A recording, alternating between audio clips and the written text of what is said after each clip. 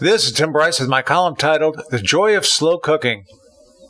Coming from the north, I was trained to cook meat rather quickly on an outdoor grill. Maybe it had to do something with the winter weather. Nonetheless, be it steaks, hamburgers, or chops, the idea was to come home, slap some meat on the grill, throw some salt and pepper on it, flip it, and serve it up piping hot. This was matched by the warp speed by which we devoured the meal. From start to finish, maybe 15 minutes, tops. Then off to watch the evening news and burp. It's not quite that way down here in the South, where I've learned to slow things down while cooking. I now rub seasoning on the meat well beforehand, sometimes as much as 24 hours. Put it on the top level of the grill, turn down the burner to low, and kick back and enjoy a drink or two while waiting for the meat to cook. It's not uncommon for me to slow cook baby back ribs for 2.5 hours. I stretch out the cooking of steaks and chops as long as possible, depending on the size of the meat. Even simple chicken wings typically takes me close to an hour to cook. In other words, I've learned to become patient and not rush the meal. A lot has to do with the seasonings I use. There are obviously many, but I typically use salt, pepper, garlic powder, Old Bay, paprika, cayenne pepper, and maybe some brown sugar. I rub this into the meat carefully and let it sit for quite a while, overnight preferably.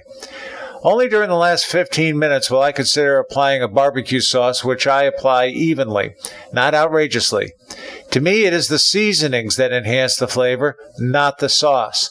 The longer you sit on the meat, the better it will penetrate. One trick I learned a long time ago was to cover steaks with a generous amount of kosher salt. I usually put this on the night before, or possibly in the morning, thereby giving it time to sweat the juices from the beef, causing it to become tender. I have used this on just about every cut of beef imaginable, and it has never let me down.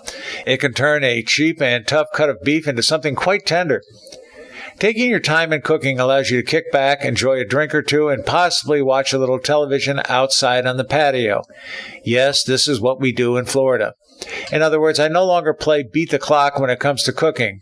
When I take my time, the food not only tastes better, it digests better. And I believe this is the better way of cooking than the frenzy of the North. As I indicated, this approach is very popular in the South. Down here, people like to talk about smoking. And no, I certainly do not mean cigarettes. The ingredients for the rub, the amount of time to cook something, and how good it looked and tasted. It's not about competition. It's about the constant quest for flavor. Interestingly, people down here enjoy watching barbecue cooking shows on television or the internet almost as much as they enjoy fishing. My next challenge is to cook a prime rib on the grill. I saw a demonstration on YouTube which caught my fancy. Time to cook, 2.5 hours. Watch the demo and you'll start to understand why we like to do things slower in the South. Bon appetit, y'all. Friends, keep the faith. This is Tim Bryce in Palm Harbor, Florida. Follow me on the internet at timbryce.com.